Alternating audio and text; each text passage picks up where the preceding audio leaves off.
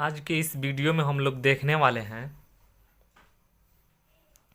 इंद्रधनुष किसे कहते हैं और यह कितने प्रकार का होता है। जो इंद्रधनुष होता है इसको इंग्लिश में रेनबो कहा जाता है।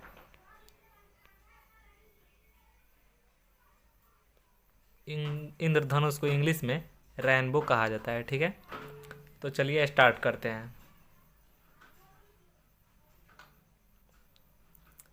इंद्रधनुष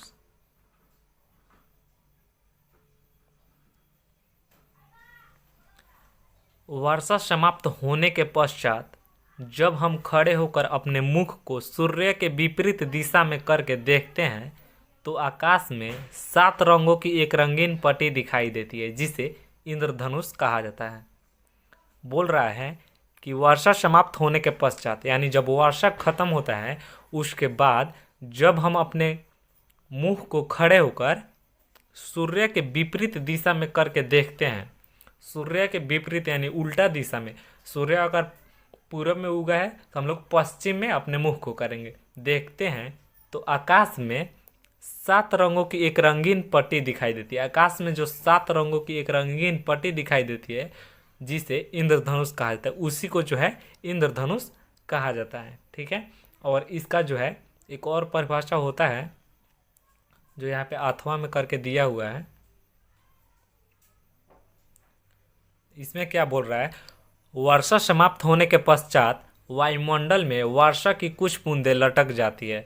जब इन पर सूर्य की श्वेत प्रकाश पड़ती है तो ये प्रिज्म के भांति व्यवहार करके श्वेत प्रकाश को उसके अवयवी 7 रंगों में विभक्त कर देती है, जिसके कारण आकाश में हमें 7 रंगों की रंगीन पट्टी दिखाई देने लगती है जिसे इंद्रधनुष कहा जाता है। बोल रहा है कि जब वर्षा समाप्त होता है उसके बाद वायुमंडल में वर्षा की कुछ बूंद जो होता है वह लटक जाता है, वायुमंडल में वर्षा का कुछ बूंद बच जाता है। जब इन पर सूर्य की श्वेत प्रकाश पड़ती है, जब इन पर सूर्य का जो सफ़ेद प्रकाश होता है वह पड़ता है तो ये प्रिज्म के भांति व्यवहार करके जो वर्षा की बूंद होती है वह प्रिज्म के भांति व्यवहार करने लगती है और श्वेत प्रकाश को उसके अवयवी 7 रंगों में विभक्त कर देती है। जो श्वेत प्रकाश होता है जब वर्षा की बूंद उस पर पड़ती है तो वह जो है प्रिज्म की तरह व्यवहार करने लगता है और श्वेत प्रकाश को उसके अवयवी 7 रंगों में